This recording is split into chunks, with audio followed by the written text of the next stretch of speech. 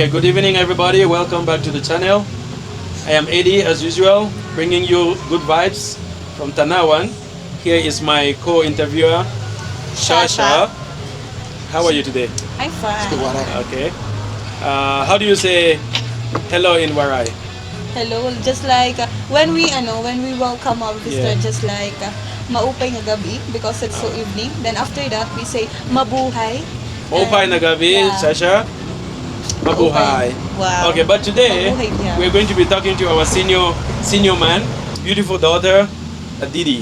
We're going to be asking him some questions. So I'm going to give the floor to my colleague, Shasha, to ask some questions to Mr. Bahni. So Kuya, first is kuan. Tell me about yourself. Oh, you already prepared your questions. Yeah. I prepare Girl Scout. Talk about myself.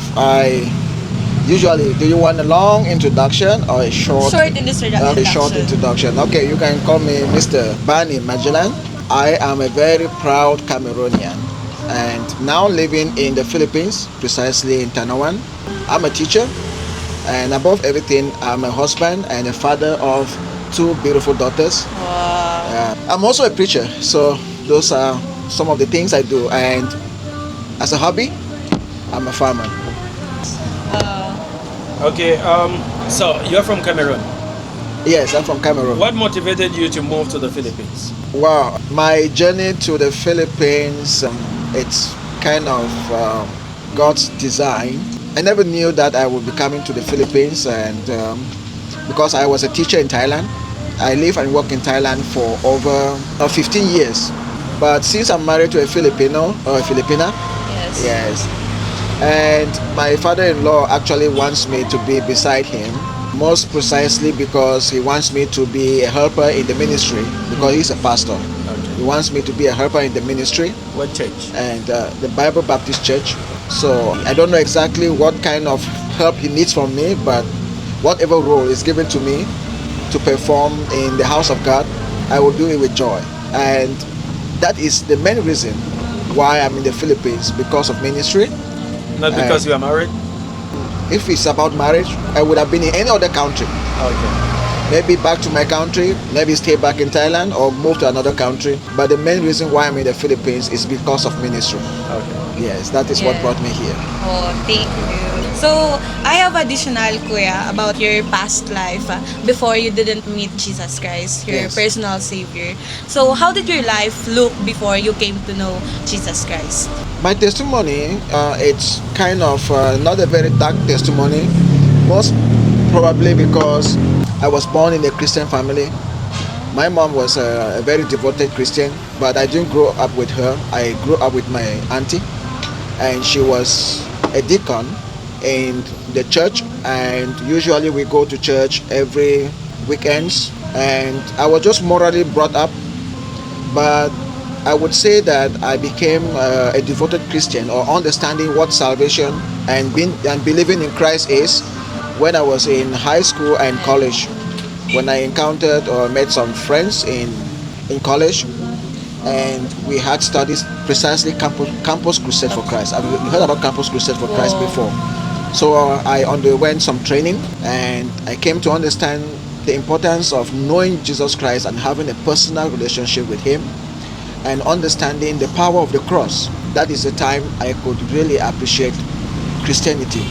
I don't think that is when I believed Christ. I've been a Christian before, but actually I came to understand that though Jesus Christ was my father, He's been so gracious to me, but I didn't know Him as a father actually. But I had believed in Him, but understanding my relationship with Him and what He's doing in my life really came up strongly when I was in college. So that is maybe a little bit of my testimony. Okay. Yeah. Just to add to that, what is your advice to young people these days that are struggling and they don't actually believe in Christ? What is your advice? Well, one thing is that in this world where we live, there will always be in the spiritual realm.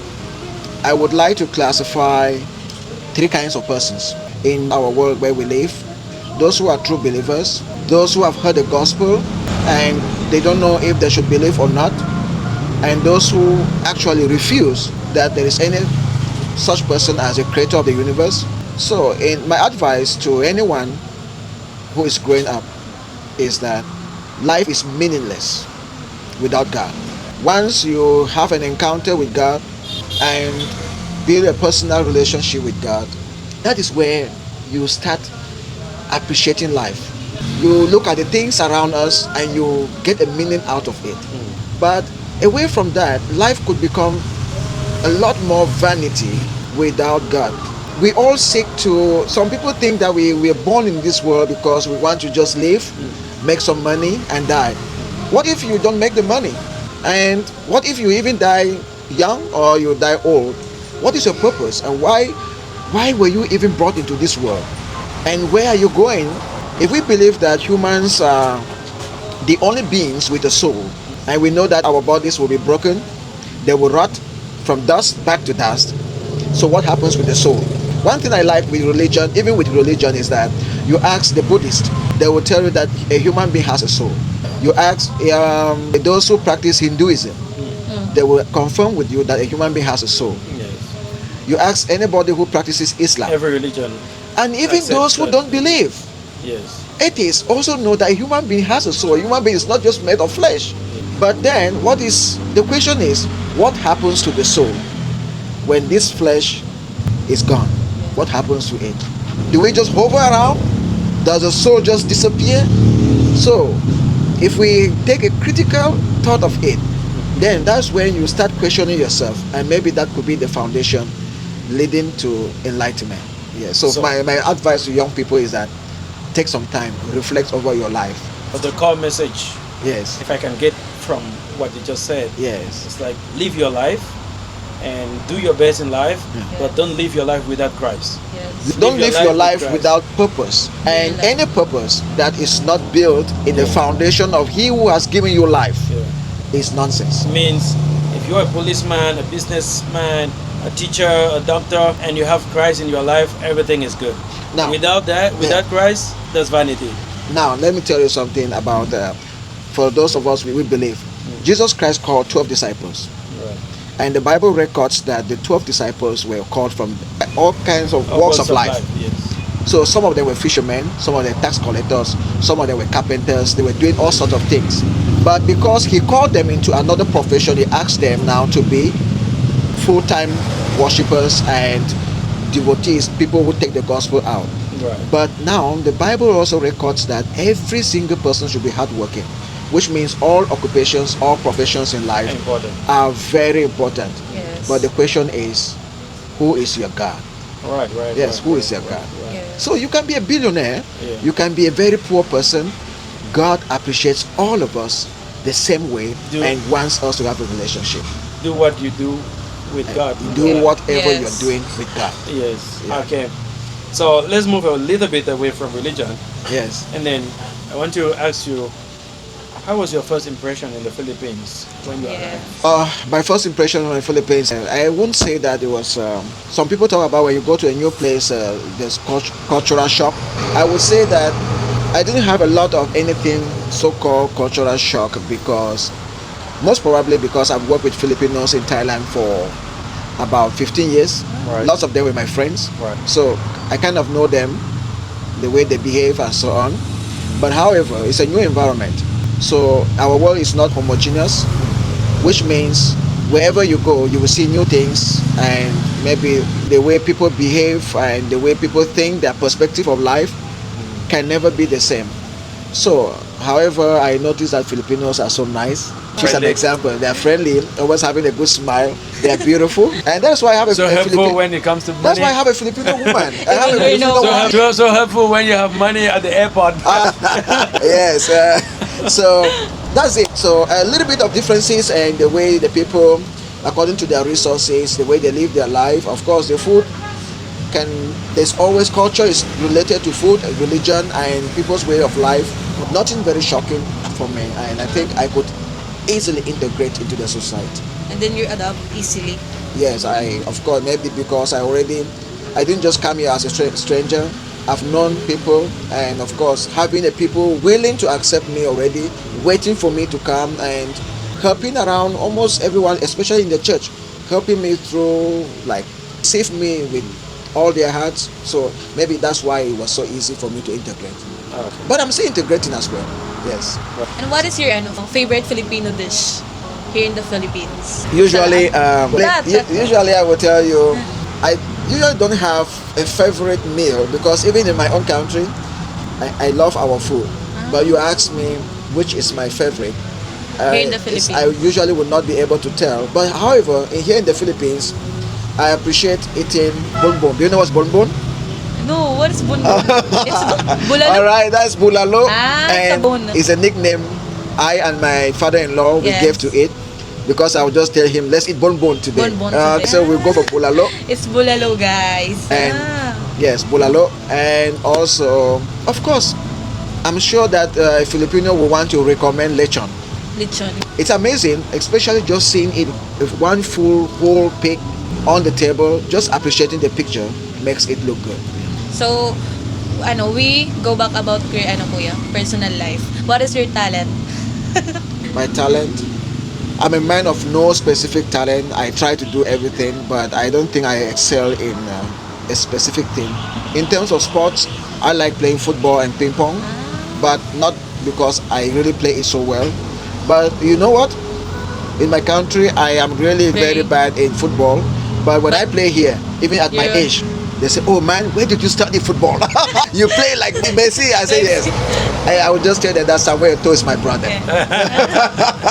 So, and in terms of talents, I actually like singing.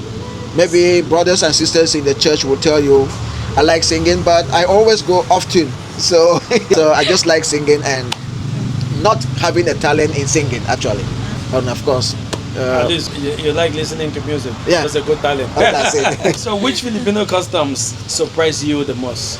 Well, the customs there in the Philippines, since I'm a believer and I come from a country where I've been to various churches, but the nature of worship here in the Philippines really surprised me because the kind of Catholic church and Catholic practices I see in the Philippines really do not reflect the image I know about the Catholic Church. In fact, it's gone surpass. If I had some criticisms about the Catholic Church before coming to the Philippines, it's just like multiply fivefold. Since the Filipino culture is attached to Catholic way of worship, and I see a lot of faults according to the teachings of the Bible, and I would say that there are festivities and certain cultures that they relate it to Christianity really surprised me a lot. And I've not been able to compromise or establish a reason for why they practice those things. Yes, done. I've not been able to. So your understanding of this culture Yes. is still lacking. Yes. A lot. Okay. Will you seek to understand or you will just ignore it? No, it is important. I am a preacher in the church. I teach the Bible and I'm also learning the Bible, and I think it would be better to understand why some people behave and practice certain things so that you also understand. If you want to enlighten others, if you want to tell someone that this practice is wrong, you should understand the practice, its origin, the history behind it, so that you will be able to explain well. Yeah. The main reasons why they practice those things. Over to you, Shasha. And we are curious, kuya, what is your life verse? Now, live verse. Yes. You know what? This question comes to me several times, and I will tell people I don't like talking about a live verse because all the verses of the Bible, Yes. they are very good.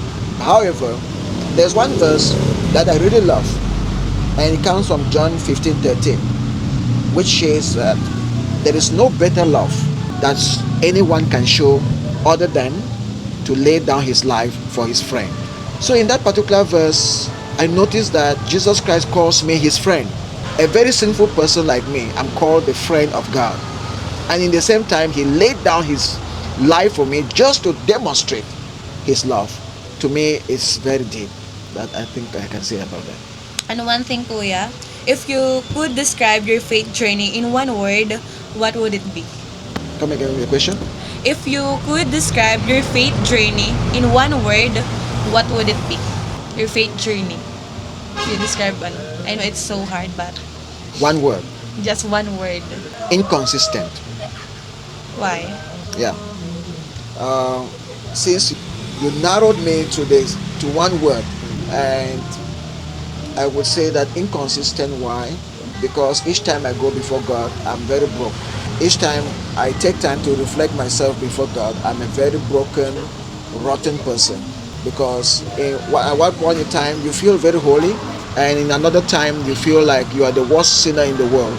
But I am very inconsistent, but God is a constant, very consistent.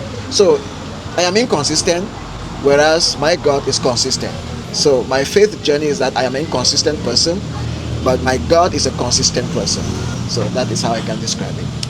Okay. Amazing. Now we're going back to Cameroon. Yeah. Are there other Cameroonians in the Philippines like you? Have you met some? I know that there are a lot of Cameroonians in the Philippines because Cameroonians are people who like to explore the world. If I would like be, me. yeah, Just like you. you, Just okay. like me. We like to explore the world. Yeah, I would be very surprised if there is a single country in this world without a Cameroonian. Our population is just about 25 million people, but 10 million of we it. explore the world The world. because we are fighters, for economic reasons, for social reasons, for various reasons. We find ourselves almost everywhere around the world. So I know that there are a lot of Cameroonians here in Leyte province. I have only met my brother who came to be my backup. History will never repeat itself. History will never repeat itself. Never, Okay. never. Okay, And there are a lot of them in Manila. I've not met any of them. So yeah. Let's talk about social, political affairs. Yes. Because your country, Cameroon, our country, it's going to have their election in October, which is next month, Yes. presidential election. So, what is your take on this upcoming election? What changes do you see coming into your country due to this presidential election? Or is it going to be the same like the past 43 years? I know that hopeless is not a very nice word to use, but Right. if I should use the word hopeless, it's not like Cameroonians who they are living in misery and desperate. Yes. But that is to say that the system that has been put in place, we have not seen a counter system yet as of now. And The though machinery in power is so strong. the machinery in power is so strong, the government controls every bit, every single agency that is in charge of decision making, from the election registry right down to the day of voting. It's been a system that has been there for a very long time, and we have not seen any glimpse that something has changed. So it is hopeless in the sense that the incumbent is poised to win, even though he will make no campaign speech. He has not even presented He doesn't even himself. have the ability to do so, even if he has a will to make a campaign speech.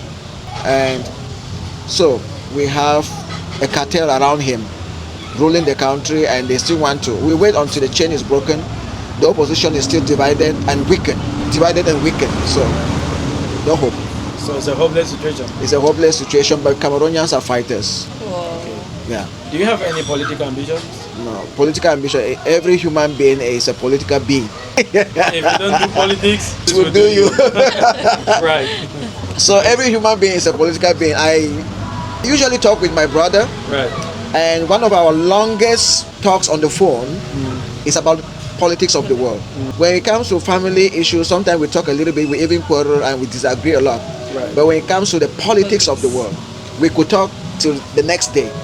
And it's because we love it and we understand that geopolitics is what rules the world.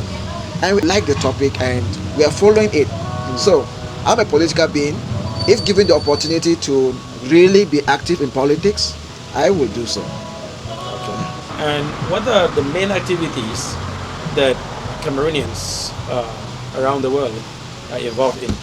Main activities that Cameroonians around the world, they do everything. They- They're into everything. They're into From professor to cleaner. content creation like you're doing now. Right. Yes. Like you explore everything. They are teachers, they are fishermen, they are seamen, they are politicians, they are pastors, they are preachers. They will see Cameroonians in all walks of life, and the good thing is that they excel. So as you see my man like this, he's going to be a very strong social media influencer. To the world. So He's just starting, Amen. and he's gonna bloom. And I Yeah. know him. I also believe that, Kuya. Yes, that's it. Okay, do you have some tips for foreigners traveling to the Philippines? Philippines. Well, the good news in the Philippines is that it is visa free for all Cameroonians. Yes. Kudos to the Filipinos. Thank you for. Though we don't have any diplomatic relations with the Philippines, but Cameroon is mentioned among the countries that is visa free. So you could just hop onto a flight and the next day you are landing in the Philippines. The only thing I will tell you is that while you are coming to the Philippines, like every other nation, they would like to protect their people. They would like to know that you are coming in for good, not to come and cause some trouble. So if you are coming to the Philippines, you should know why you're coming, a good reason, and how to justify that reason. So have your money, because having a job too in the Philippines is often not easy. But someone would say that there are no jobs. There is no country in the world with no jobs. Yes. But you simply know how to identify The job. where you can fit yourself. Yes. That's right. And what are the cultural differences between cultural differences or similarities between the Philippines and Cameroon? Cameroon. First, the similarities and the differences. Yeah. Okay, number one, we all come from the third world countries, as the world classifies us. We are all in the third world country. Right. So we are developing countries. We are developing. Number two, similarity is that I hear that in the Philippines, the politics is corrupt. Yeah. Corruption is Yeah. everywhere. It's So everywhere. we took the title, and so many times my country, I know politics is also very corrupt. Yeah. Right. Yeah, there's a lot of corruption. That's the So these are the similarities. So differences, geographically, Cameroon is made of one big mass, which is we have no islands. Yes. Or maybe just some Yeah, for few beach. islands which are just, Malabo. we don't Malabo really is count them as islands. Maybe just okay, Some let's dotted. some dotted areas in the sea. But in the Philippines, Philippines, I heard we have about 7,000 7,000. islands. And more So- have been discovered every day. Therefore, there is what we call infrastructure challenge in the Philippines more than in my country. Because I know what it takes to construct a bridge. Yeah. Yeah, so the difference is that if the politicians are committed, they could also develop the infrastructure easily and faster. Yes. Now, What about the food? the food, The Yeah. food. The different Different menus. the We've been main, able to adapt easily one with the very food. important difference between the food here in the Philippines and Cameroon is that you could go a year without eating any spicy food In Philippines, yes. in the Philippines. Yes. But in Cameroon, spicy food It's the is best. just like, yes, it's a Everywhere. day-to-day thing. Every minute they have a Yeah, usually at least a little bit of spiciness, and if you want it very spicy, you cannot add some chili, but a little bit of spiciness, yeah. Do you have a culture shock when Filipinos eat like morning, afternoon, dinner, like a rice? Do you have a culture shock? Because Yeah, Filipinos love rice. that's another one thing. Ah, In Cameroon, or in my country, and You other have no most rice. part of Africa, we do not eat a single meal, a single kind of food wait. for every meal of the day. For example, you eat rice here for breakfast, Yes. you eat rice for lunch, you eat rice for Dinner. dinner. Yeah. We eat rice all All the time. Now, that in my country is considered a poor person's meal. You have to switch. Now, the so meals. it is not like the people, they are rich, no, just that culturally, when you eat rice today, you cook food, rice for the family today. Yes. The next day, you cook the same thing, rice. The children will not eat anymore. They consider that why are we eating the same meal? Yes. Oh, really? So we You have to have change the a lot menu. of, yeah, we Menu keep every changing. day. Every day. You move In from fact, rice, morning, afternoon, evening is Yeah. different. Oh. move from rice to plantains, to to banana, bananas, to potatoes, to to fufu, all kinds of to things. beans. Yeah, that's how we move. Yeah. We rotate our meals. Different recipes. But here in the Philippines, It's rice Adobo, rice and everywhere. nobody in Cameroon will imagine himself eating rice for 7 days. No, one day is enough. Yes, Is enough. it's The like next day is it's no. like a kind of misery. It's not like we're saying that what eating rice is for poor people, but it's just that culturally we've made our meals such that we need to rotate them. Yes, you could be eating, maybe feeding well better than we do, but our meals. If I eat rice in the morning, the next day There's I will have to eat maybe bananas or potatoes or yams or something or fufu, or so we just keep changing, rotating. That looks like, for us, we call it a family having a good meal. Okay, almost rounding up. We understand that you work with the young people in the church Yes. or in your community, Tanawan. So what advice do you have for the young people here that they can develop themselves spiritually, economically, and I mean, Well, what advice do you have for them? the young people are the best group that I love in the church. And I used to talk to my pastor. I said, a church with the young people is a church with life. Yes. A church with old people only is a dying church. Yeah. And when I see the young people very active in the church, that comforts me a lot. And my advice to them, sometimes they know I used to call them around. I think Shasha was Yeah. there. I called her last I time. was there. Yeah. I like to see young people fighting for life. That's right. I have understood that poverty is a very difficult disease to defeat. And I like to see young people trying with the little resources that God has provided to them, making an effort to break poverty. Yes, make an effort to break poverty, either by studying or by doing some work, or in all, don't do it without God. Yes. Ask God leadership. Yes. Yeah, that's my advice for them. Okay. Thank you very much for talking to us, the Breezers, Thank you, Kuya Kuya. TV. We're switching back from Kuya TV to the Breezers, so it's just one. Kuya means big brother, and Yes. Breezers is the name of our company. So we thank you very much for Thank you, accepting Kuya, to for talk It's to your my, us. time. it's my pleasure talking to this team. Wonderful. And I hope viewers, I will be introducing our new YouTuber, our new partner. She'll be Shasha. coming with more videos because you guys said that I'm showing my face a lot, and so I'm decided to bring a beautiful face this time around. So if you don't subscribe, you have no reason not to. Yeah, so if you don't make this channel to grow, you have no reason not to. Yeah. You have an African and a Filipino on board. Let's go. Subscribe. Don't forget to subscribe and comment and like. let's speak a little bit of Waray. Waray. We need to speak in words. Mobay na gabi. Mabuhay! Ay, kuya. Mabuhay ate. Mabuhay. Bye-bye. Wow! Okay. Bye-bye!